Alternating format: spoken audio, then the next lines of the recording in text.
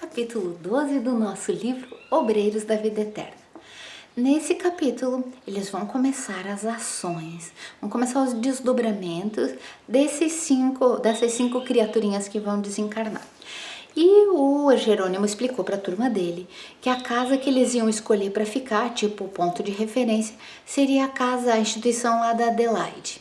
Aquela instituição que cuidava de crianças órfãs e tinha um centrinho espírita que fazia as reuniões, era lá que eles iam ficar. Porque segundo ele, olha que bonito, a organização é campo propício às melhores semeaduras do espírito e vai nos oferecer tranquilidade e segurança.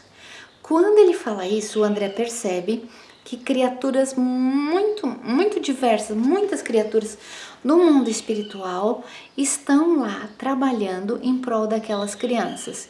E ele percebe com estranheza que dos prédios que ele conhece aqui na Terra, esse era um dos únicos que não tinha nenhuma criatura perversa, não tinha ação do mal dentro da casa.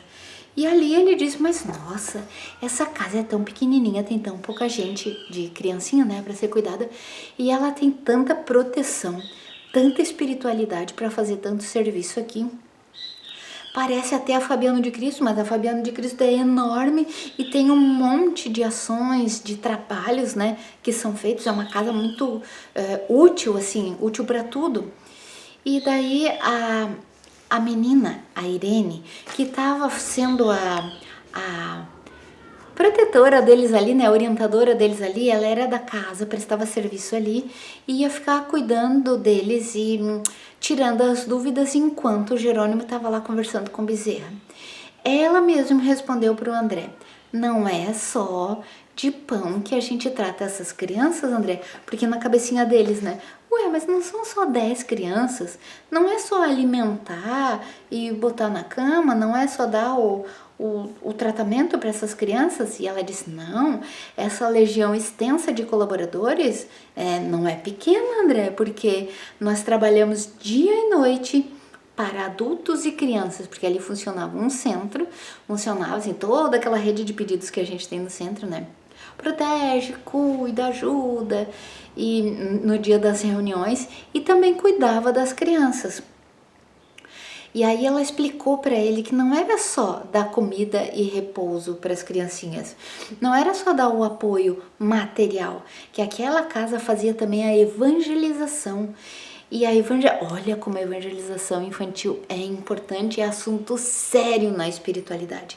Muitos colaboradores se revezavam para fazer crescer o amor dentro dessas crianças. Muitos colaboradores fazendo crescer o amor naqueles encarnados que trabalhavam ali, naqueles encarnados que vinham na reunião espírita, naqueles que eram tutores ali daquelas crianças e para fazer crescer a luz, crescer o amor. Olha que lindo esse trabalho de evangelização, como é importante, como é dado atenção, como é uma coisa que transforma a humanidade. E foi exatamente isso que ela fala. É uma obra para se transformar e que não se dedica exclusivamente aos interesses do estômago e do intelecto das crianças desamparadas. O imperativo aqui é evangelização, é preponderante sobre os demais. Falou bonito ela, né? Dizendo assim, que para aumentar a luz do nosso planeta, para aumentar o nível evolutivo de nós, os habitantes daqui, é trabalho, não é magia, não é assim, fez, aumentou, todo mundo está mais consciente, todo mundo está mais feliz, todo mundo pensa melhor, pensa bem. Não, ela diz é construção diária e para aumentar a luz da crosta terrestre, não é ação milagrosa, mas edificação paciente e progressiva. E aí o André fala assim, nossa, e aí eu passei a ver o estômago dos pequeninos em plano secundário, porque é claro que a claridade positiva do evangelho é que inundava os interesses da casa. Era passar essa luz, esse conhecimento, essa evolução, essa vontade de ser melhor para aqueles que trabalhavam ali, para aqueles que estavam sendo tutelados ali, as crianças, para todos aqueles espíritos que vinham ali. Que legal, né? Ela explica assim pro André e ele ficou pensando, né, mas por que tudo isso numa casa onde presta serviço para criança, né? Aí ela explica para ele assim, olha que bonito, a maioria dos necessitados entra em contato com Jesus por meio da sopa humilde, do teto acolhedor. Entra em contato com Jesus quando ele estava cuidando de leprosos, tratando loucos, assistindo órfãos e velhinhos desamparados. Cristo dava esse exemplo. Trabalhando é que ele estimulava o bem, estimulava as ações do bem e da luz. Ele oferecia lições de substancial interesse aos leigos. Claro que era para os leigos, da fé viva. Por que fé viva? Porque ele estava trabalhando. A fé sem obras é morta. E as obras sem fé também, elas são irmãs. Bom, a menina falou tanta coisa, ela falou tão bonito. E ela ainda arrematou a conversa dizendo assim, ó, como não ignoram, nós no Espiritismo estamos fazendo o Evangelho recapitulando o cristianismo. Então, portanto, é obrigatório em locais de fé a esperança, em locais de fé e esperança o trabalho no bem, a ação no bem. Pronto. Aí, quando ela deu toda a explicação, ali já estava na hora de eles levarem aqueles 5 espíritozinhos que iam desencarnar lá para a casa Fabiano de Cristo. Como eles iam ficar abrigados ali na casa de Adelaide, na instituição, eles combinaram, o Jerônimo, né, que tinha terminado a conversa dele lá com o Bezerra, veio ali e determinou assim, as 2 meninas iam lá buscar, as 2 meninas, a Irene e a Luciana, lembram da enfermeira Luciana? Iam lá buscar a Albina, lá na casa dela, iam trazer volitando para cá. E os 2, o André e o Padre Hipólito, iam buscar os 3, o Dimas, o Fábio e o Cavalcante. Então eles chegaram lá no Dimas, foram bem fácil, só que o André ia pensando, mas como é que nós vamos trazer ele? Como é que vamos fazer um encarnado volitar? Aí o Padre Hipólito disse, você nunca participou de um serviço igual de hoje? Daí ele falou, não. Ele disse, mas é fácil. Esses assim que estão se aproximando da desencarnação, que tem essas doenças prolongadas, que eles já é comum para eles se ausentar do corpo, sabe? Então é fácil, a gente chega lá, pega na mão deles e é fácil a gente ir soltando e volitar com eles. É fácil o corpinho, é como se, né, o espírito tivesse molinho assim, facinho de levar. E aí eles chegaram lá no Dimas e fizeram isso.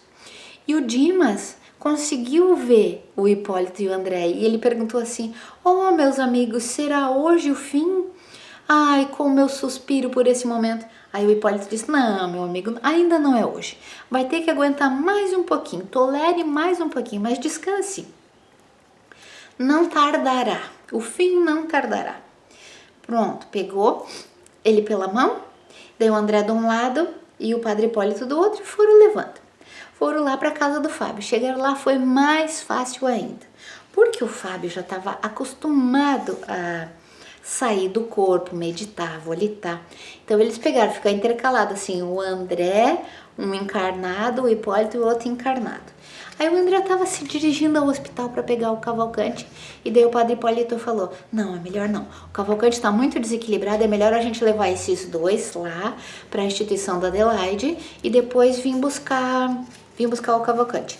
Daí eles chegaram lá, a Adelaide morava lá na casa, né? Já estava a Adelaide, já estava a Albina, levaram os 2, levaram o Dimas e o Fábio e voltaram lá para pegar o Cavalcante. E trouxeram o Cavalcante ali, e aí, quando estavam todos reunidos, eles iam ser levados lá para Fabiano de Cristo, lembra? Daí o Jerônimo fez uma oração e eles foram sendo levados, intercaladinho assim, foram de mãos dadas. E quando eles estavam assim indo, cada encarnado percebia de um jeito, cada encarnado tinha uma percepção sobre a viagem. A Adelaide e o Fábio, eles já estavam acostumados ao desdobramento, então eles assumiram uma discreta atitude de observação silenciosa. Ficaram ali orando, rezando, gratos pelo que estava acontecendo. Já a Albina falava assim, grande Deus! E ela rememorava as passagens bíblicas dela, falava assim, estaremos nós no precioso carro de Elias. Já o Cavalcante, ele era o mais desequilibradinho de todos, né? Ele dizia, dai-me forças, ó Pai de misericórdia. Eu não sabia o que estava acontecendo, né? Eu tenho medo. E aí, quando eles estavam passando assim, ele interpretou, quando eles saíram da estratosfera, e daí tinha a ionosfera, que é diferente, né? Daí fica escurão, assim, fica aquele ambiente lunar, né? Aquele escuro das estrelas. E na ideia dele era um rio. Daí ele disse, mas eu não posso passar por esse rio, eu tenho medo, que rio é esse? Eu não vou.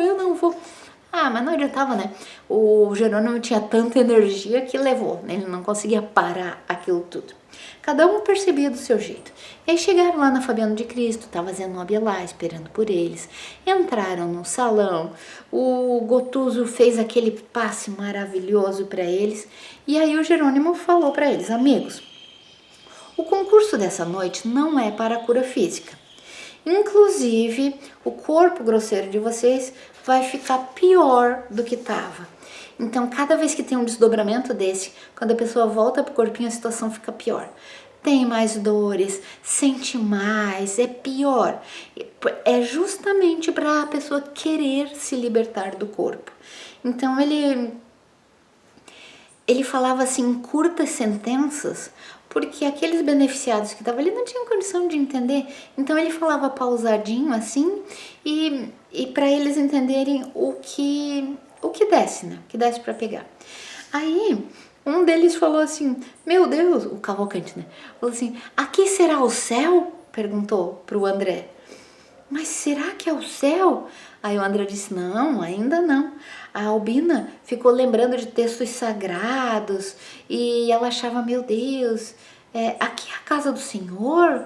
Porque tem uma passagem no capítulo 8º do primeiro livro dos reis, ela ficava lembrando assim, né, que fala sobre nuvens, porque ela estava vendo nuvens ali, e a Luciana disse, não, ainda não é a casa do Senhor, uma das casas do Senhor. O Dimas estava feliz da vida, e daí ele disse, será que estamos em Marte? Aí eles responderam para ele assim, não, meu amigo, aqui ainda é a Terra mesmo, estamos muito longe de outros planetas. E a Adelaide e o Fábio lá em mentalização, aqui ele já estava acostumadinho, né? E o Jerônimo falou para ele sobre esforço próprio, que essa observação valiosa para se destacar, que disse o André, né? Como vemos, não é a rotulagem externa, ou seja, esse é católico, esse é protestante, esse é espírita, não é isso.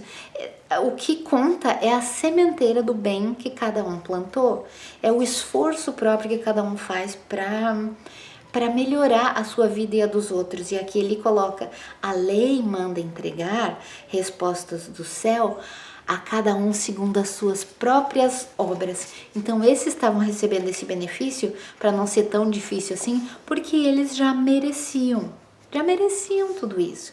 E aí o que aconteceu depois? Receberam ali o passe, receberam a melhora, foram informados que a vida no corpinho ia ficar pior, as dores iam aumentar, o desconforto, tudo ia ficar pior. E aí depois disso tudo voltaram, os enfermos foram devolvidos aos seus leitos, porque era de madrugada, né? Olha que bonito.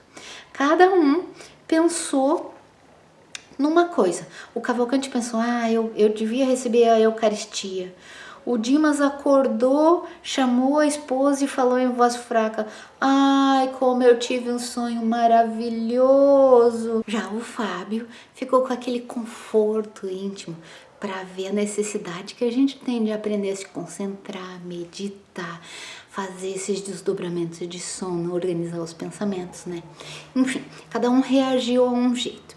Quando estavam todos já acomodados, o Jerônimo disse para eles, vamos voltar lá para Fabiano de Cristo para a gente descansar, até o trabalho nos chamar de novo. E foi esse o capítulo. Que tal a gente continuar para o capítulo 13, hein?